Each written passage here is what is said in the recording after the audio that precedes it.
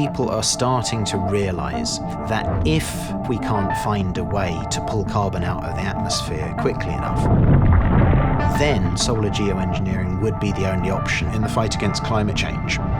This is possibly the first technology that would be truly global, in that whoever chose to use it would be affecting everyone else on the planet. This is not a technology that people want to use. The number one thing we need to do if we are really to address climate change is to reduce emissions.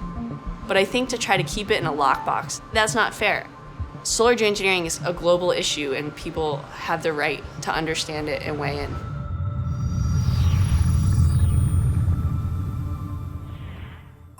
In the UN climate talks in Paris, the world agreed to try to keep warming below 2 Celsius, above the pre-industrial level.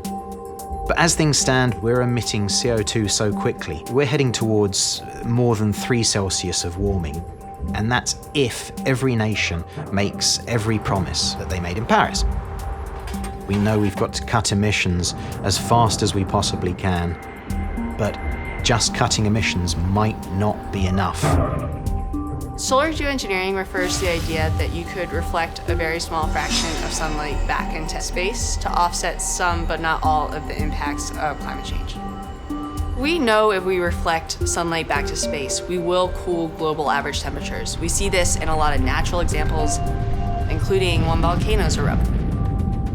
So the leading idea for doing solar geoengineering is spraying millions of tons of slightly reflective aerosol particles into the upper atmosphere.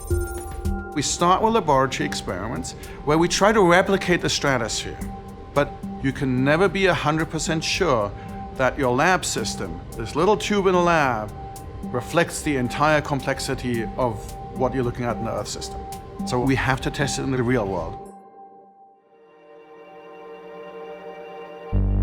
The goal of SCOPEX is to better understand the impact of putting calcium carbonate into the stratosphere.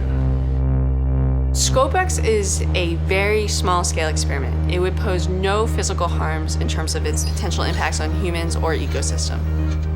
The idea is we would take a stratospheric balloon that would release a very, very small amount of calcium carbonate, less than 2 kilograms. This plume of particles creates an outdoor test tube, if you will. Then, the balloon will turn around and zigzag back through those particles, taking samples, trying to understand how are these particles dispersing, how are they reacting with other particles in the stratosphere. We'll come back down to the ground and the scientists will analyze those results. There's a risk in doing this research. There is some aspect of giving this idea legitimacy. My concern is that humanity may maneuver itself into a situation where suddenly people decide, well, the only thing left we have to do is geoengineering. I think there needs to be some research to get a better understanding of what the risks are, because this decision will be made whether we have done research on it or not. One of the most serious potential risks of solar geoengineering is termination shock. If we were to use solar geoengineering to suppress global temperatures, but we didn't do anything about CO2 emissions, and if for some reason you were to stop suddenly all of the solar geoengineering, then those temperatures would suddenly spike back up, and that would mean that human and natural systems had less time to adapt to the new conditions. Fundamentally, the Earth system is a highly complex system. The questions become, what does it do to the other climate variables that we care about? That's why we need research.